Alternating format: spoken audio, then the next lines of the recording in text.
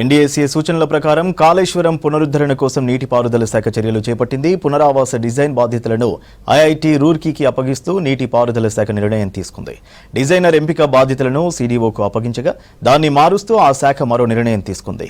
Designer ఎంపికతో సంబంధం లేకుండా నేరుగా ఐఐటీ రూర్కీకి అప్పగించాలని నిర్ణయించింది. గతంలో కాళేశ్వరం నిర్మాణ సంస్థ ఐఐటీ రూర్కీతో చేసిన ఇన్వెస్టిగేషన్ను ఎన్డీఎస్ పరిగణలోకి తీసుకోవడానికి నిరాకరించగా ఇప్పుడు అదే సంస్థకు ఇరిగేషన్ బాధ్యతలు అప్పగించడం చర్చనీయాంశంగా మారింది.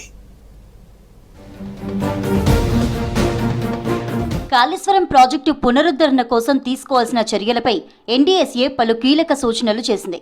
ఎలాంటి రిపేర్లు చేయాలి, ఏ స్టడీస్ చేయాలనేది నివేదికలో తెలిపింది. ఎన్డీఎస్ఏ సూచనలతో రాష్ట్ర ప్రభుత్వం ఆధ్వర్యంలో నీటిపారుదల శాఖ పునరుద్ధరణ కోసం చర్యలు చేపట్టింది. ఇందుకోసం డిజైనర్ ఎంపిక బాధ్యతలను సీడీఓకు అప్పగిస్తూ నిర్ణయం తీసుకుంది. మొదట తాము చేయలేమని, క్షేత్రస్థాయి నుంచి డేటా రాదని, డిజైన్లలో సమస్యలు వస్తాయని సెంట్రల్ డిజైన్స్ ఆర్గనైజేషన్ భావించింది. జూలై 14న మంత్రి ఉత్తమ్ కుమార్ రెడ్డి సమీక్ష సందర్భంగా సీడీఓనే డిజైన్లు రూపొందించాలని స్పష్టం చేశారు.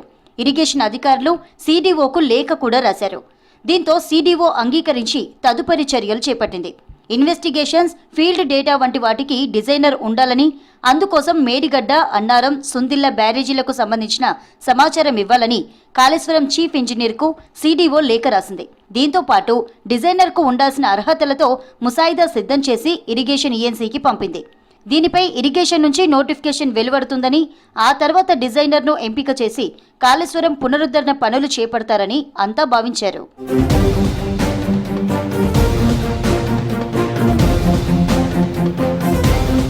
సీడీఓ ఎంపిక చేసే డిజైనర్తో సంబంధం లేకుండా నేరుగా ఐఐటీ రూర్కీకి పునరావాస బాధ్యతలు అప్పగించాలని నీటిపారుదల శాఖ నిర్ణయించింది. సీడీఓ కూడా ఐఐటీ రూర్కీతో కలిసి పనిచేస్తుందని తెలుస్తోంది.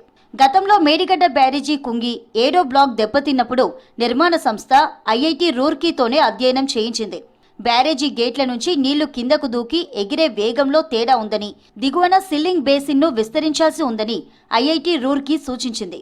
కాళేశ్వరంపై అధ్యయనం సమయంలో ఐఐటీ రూర్కీ రిపోర్ట్ను ఎన్డీఎస్ఏ అంగీకరించలేదు.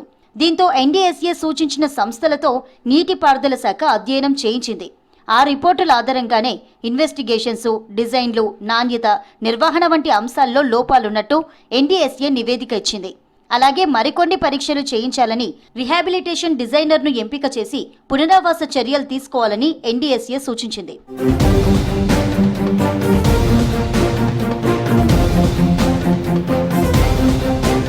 ఐఐటీ రూర్కీ ఇప్పటికే కాళేశ్వరం కుంగినప్పుడు అధ్యయనం చేసింది. ఇక తాజాగా ఇన్వెస్టిగేషన్స్ చేపట్టి పునరావాస డిజైన్లు రూపొందించిన తర్వాత చేయాల్సిన పనులకు శ్రీకారం చుట్టే అవకాశం ఉందని నీటిపారుదల శాఖ వర్గాలు భావిస్తున్నాయి.